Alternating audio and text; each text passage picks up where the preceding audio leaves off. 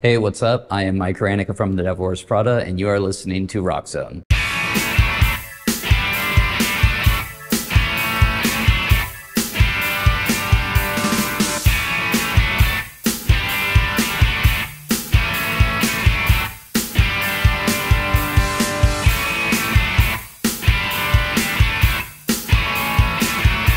Na kus řeči s Frankem. Nazdar bando, tady Frank z Rockzonu, zdravím vás u dalšího dílu pořadu Na kus řeči s Frankem. Dneska si tady se mnou přišel popovídat Mikea Hranica z kapely Devil Wears Prada, který to dneska ve futuru hrajou. No ale ještě předtím, než se na to interview vrhneme, tak se podíváme, jak The Devil Wears Prada vlastně vypadaly.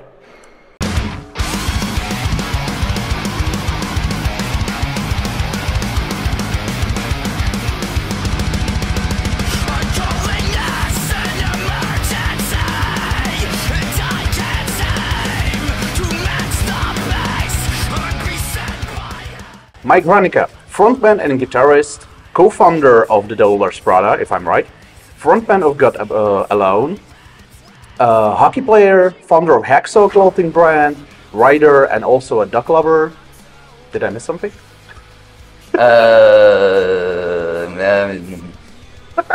Pretty much summed up. I have to keep busy. Or I get very unsettled and anxious. Okay, so once again, how are you and how excited for today's show are you? I'm extremely excited. I'm doing great. So good to be back in Europe. I love Prague. It's going to be hard to top Prague the following shows, especially after. Yeah, it's just so good to be here. Did you get a chance to visit the city before you came here, or after you came here after your arrival? Yeah, so we got here at about 10:30 this morning, so unfortunately we're pretty in and out. Okay. I was able to see a museum last time. I think it was like the Soviet Relic Museum, or Yeah, makes sense. Yeah. Yep. Today, I just sat by the river and read a book. We went up over the bridge and then to a cafe, had some nice food, and then I bounced back here. So a little bit of walking today, a number of miles, but one of these days I'll be able to fly in for a few days, so we'll see. Okay, sounds cool. So now it's been 3 years since you had a show here in Prague. Apart from releasing new album and before an EP, what's new in the band and in your life? Oh, well, we had a pandemic. That was fun. Yeah, Color Decay just came out, as well as Z2. We were here straight from the path, and then shortly thereafter we were going to do like a 10-year zombie EP thing, and then we were going to make a few new songs for that, and then when the world shut down, we decided to make more than a few songs. We made another EP, so we released Z2, and really momentum from that just carried into writing another full-length. We've been playing the single stateside since touring returned last year. But yeah, this is our first opportunity to be back in Europe. So new Color Decay songs and a Z2 song for the set list, which we will hear tonight. Yep. As mentioned before, Prada released a new full length and also the EP, Z2. Let's stay with the EP. Do you think that there will be a chance for, let's say, next Space EP? So we've obviously made a habit, and we quite enjoy making thematic EPs. Space 2 seems a little predictable, but you know, we're talking. We'll see what it comes out to be. Okay, so let's say fingers crossed. Okay. Okay. Now for the latest album, of course, Color Decay. Can you describe if there was any creative or any sorts of difference from your last album, The Act? Yeah, one of the big things is that we engineered it all ourselves. Besides the drums, we recorded all the drums in proper studios, but for the most part, we recorded the EP out in the desert outside Joshua Tree in California, in a rental property. So John engineered all the guitars, all the vocals. Obviously, he writes and records all of his synth and the production and whatnot. It was different for sure. I love being in different studios. To me, it's almost like touring a museum or getting to work in new atmospheres, but it was really cool. Kyle and I had our motorcycles, so we were riding around, and that turned out to be a really great stress relief and a little bit of a creative reset whenever I needed it. But yeah, it was different. We'll see how things look next time around. But we just kind of march to the beat of our own drum in terms of how we want to do things and what makes the most sense for us. But so far, as I saw on my social medias and on the internet, the receptions for the Color Decay are pretty much good. They've been great. They've been wonderful, yeah. Broken, one of the new songs, is doing really well on the rock charts and on the rock radio across the United States, which is a big indicator, I guess. You know, whatever it takes to bring more people to Prada shows, I'm in.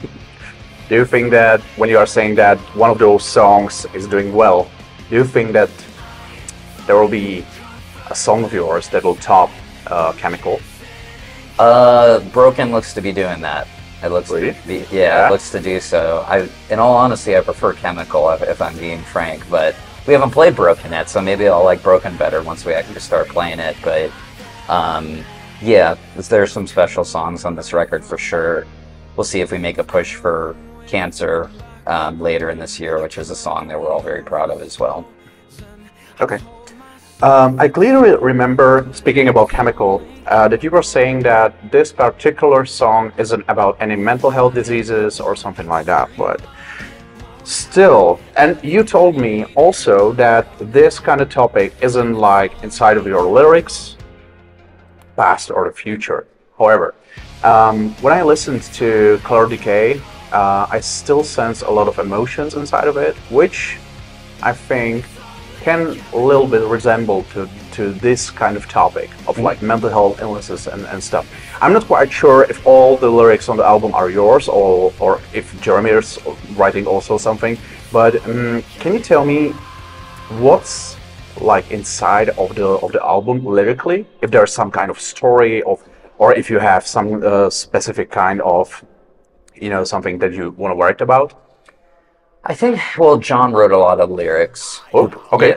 Yeah, especially, yeah, I wouldn't be able to give like a percentage, but the thing that John really works to do and has instilled in me is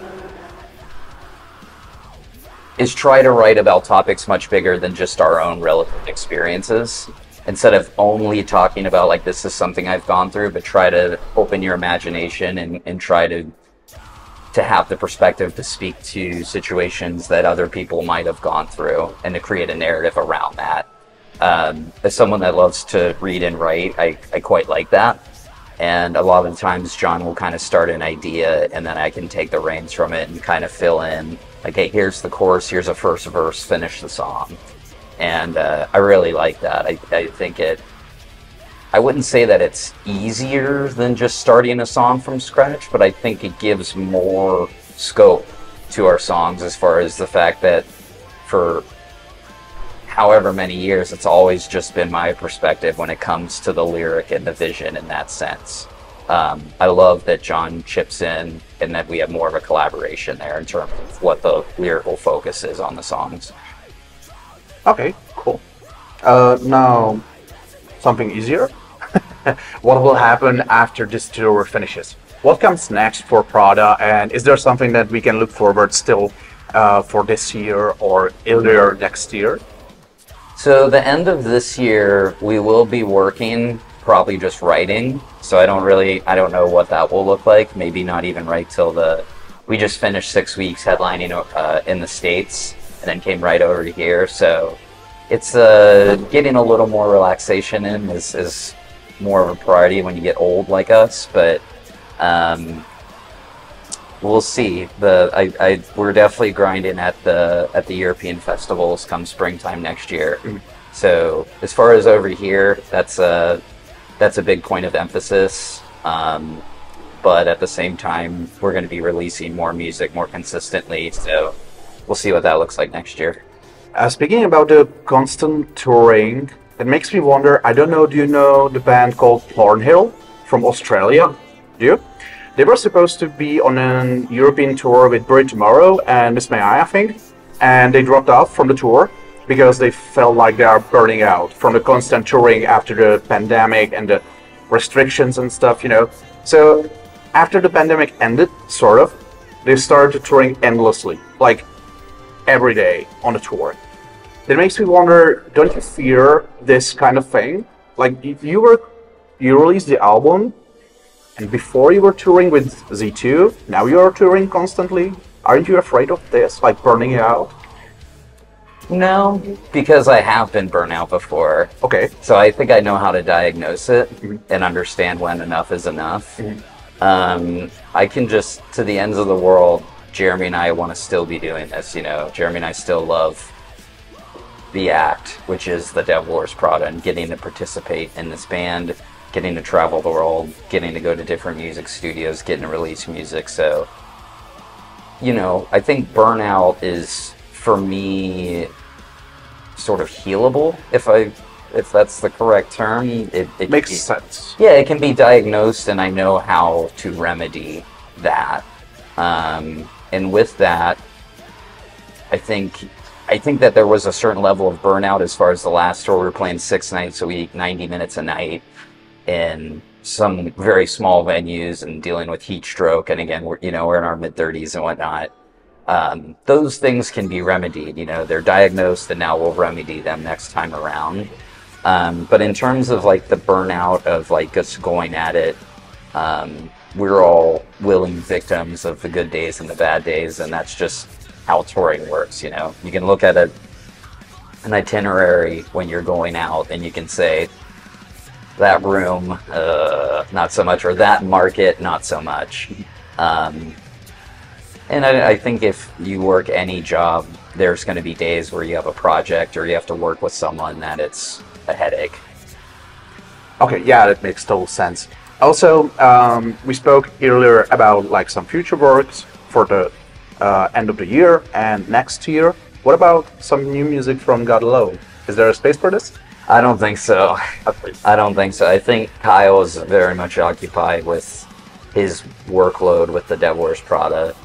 I've recorded other music that I haven't really touched since COVID kind of released, since the pandemic ended, as you mentioned, sort of ended.